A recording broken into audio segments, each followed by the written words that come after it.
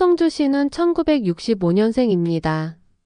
경기도 남양주시 오남읍에서 태어나고 자란 말 그대로 뿌리 깊은 남양주 토박이었죠. 그녀의 아버지는 산에서 장작을 해다 팔며 생계를 꾸렸고 어머니는 오일장에서 나무를 다듬어 파는 일을 했습니다. 살림살이는 늘 빠듯했지만 형제 넷을 키우는데 손을 놓은 적은 없었습니다. 성주 씨는 둘째 딸로 늘 동생들 챙기고 집안 심부름을 하며 어린 시절을 보냈습니다.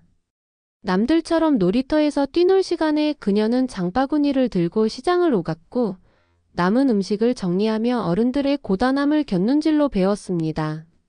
이른 나이에 세상을 알게 된 성주 씨는 고등학교 졸업 후 바로 돈을 벌기로 결심합니다. 대학에 진학하는 친구들도 있었지만 그녀는 자신이 갈 길은 따로 있다고 믿었죠. 19 이른 나이에 시장 골목 구석에 간이 포장마차를 차렸습니다. 시작은 허름했지만 떡볶이 국물맛 하나로 손님이 붙었고 얼마 지나지 않아 조그만 분식집도 열게 됩니다. 장사는 정직해야 오래 간다는 말을 가슴에 새긴 채 재료 하나도 허투루 쓰지 않았고 항상 손님에게 정을 담아 음식을 내놓았습니다. 그렇게 시작된 가게는 30년이 넘도록 그 자리를 지켰습니다.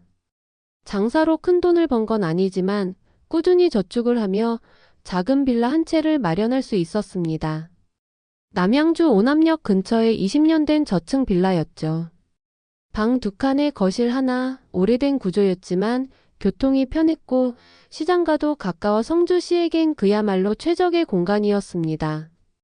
이 집은 그녀에게 단순한 주거 공간이 아닌 스스로의 힘으로 이룬 인생의 증거 같은 것이었습니다. 그래서였을까요?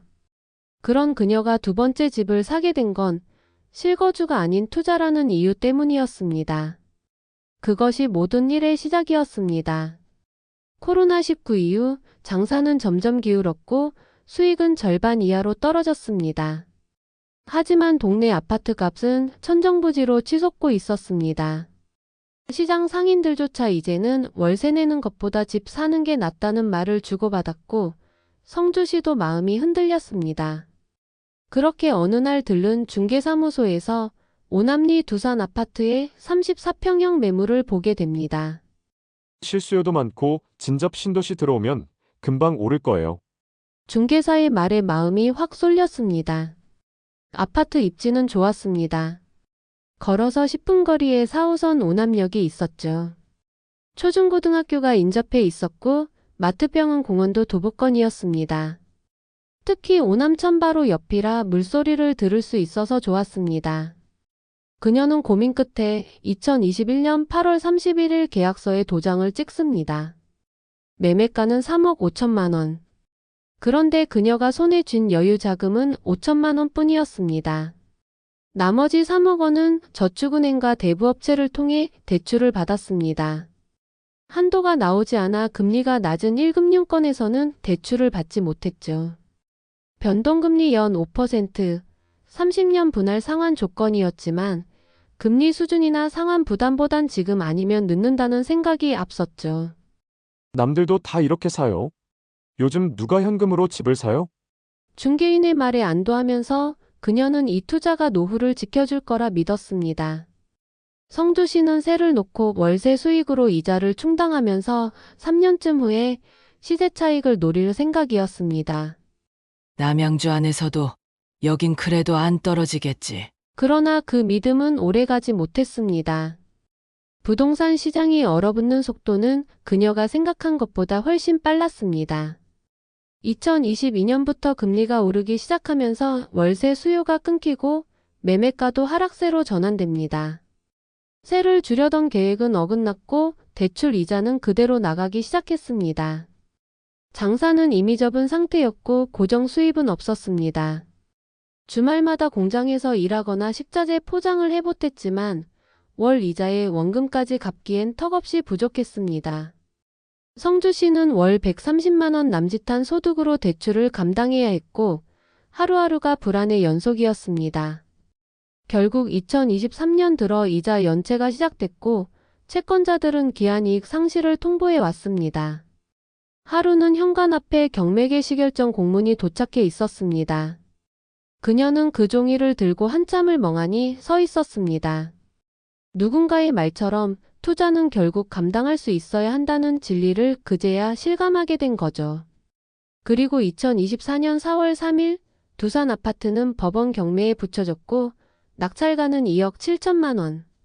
성주시가 사들였던 가격보다 8천만 원 낮은 금액이었습니다. 대출 원금 3억 원은 전액 상환되지 못했고 남은 3천만 원은 기존 빌라를 팔아서 직접 메꿔야 했습니다. 신용불량자가 되진 않았지만 오랫동안 쌓아온 마지막 보루가 사라진 셈이었죠. 그녀는 아무 말 없이 통장을 덮었습니다. 그 돈이면 몇 년은 안심하고 살 수 있었는데. 울음도 한숨도 나오지 않았습니다. 그뿐만이 아니었습니다. 법무비용, 세금, 연체이자 등 거래 부대 비용까지 감안하면 2천만 원이 추가로 손실되었습니다. 그녀의 총 손실은 1억을 넘어섰고 투자라 믿었던 집 한 채는 오히려 평생 쌓아온 노후의 기반을 무너뜨렸습니다. 남들은 돈 벌었다는데 왜 나만 이래? 자신을 탓하는 말만 되풀이하게 됐고 며칠간은 식사도 제대로 하지 못했습니다. 그 소식을 들은 시장 사람들은 그녀를 찾아왔습니다. 평소 성실했던 성주 씨를 기억하던 몇몇 상인은 작은 선물과 따뜻한 말 한마디로 그녀를 위로했습니다. 누군가는 반찬을 싸주었고 누군가는 우리 그때 떡볶이 진짜 잘 먹었잖아 하며 과거 이야기를 꺼냈습니다. 그녀는 그제야 알게 됐습니다. 장사로 남긴 돈보다 정으로 맺은 관계가 더 오래 남는다는 것을 말이죠. 노후 자금과 집 두 채는 사라졌지만 그녀는 다시 생활을 이어갔습니다. 원룸에 살며 조용히 하루를 시작하고 시장 근처에서 가끔 손을 거들며 용돈벌이를 했습니다. 일용직이지만 그녀에겐 일상이었습니다. 겉으론 변한 게 없지만 마음속에선 많은 게 달라졌다고 했죠. 예전엔 돈이 날 지켜줄 줄 알았어요. 이제는 내가 나를 지켜야 해요. 그렇게 말하던 그녀의 표정엔 이상하리만큼 단단함이 깃들어 있었습니다. 그녀는 이제 다시 큰 돈을 벌겠다는 꿈은 꾸지 않습니다. 대신 있는 그대로의 하루를 받아들이는 법을 배워가고 있습니다. 고요한 새벽, 커피 한 잔과 함께 시작하는 하루는 과거의 화려함보다 훨씬 값지게 느껴진다고 했죠. 자신이 감당할 수 없는 욕심이 어떤 대가를 부르는지 그녀는 뼛속까지 체험했습니다. 정보 없이 감정으로만 투자하는 건 도박이에요. 난 그걸 몰랐어요. 비 오는 날이면 창밖을 멍하니 보며 지난 시간을 돌아봅니다. 집은 잃었지만 내 이름으로 된 삶은 아직 있어요. 그녀는 이제 매 순간을 부끄러움 없이 살아가고 있습니다. 그래도 아직은 나니까. 그녀는 그렇게 말하며 조용히 하루를 시작합니다.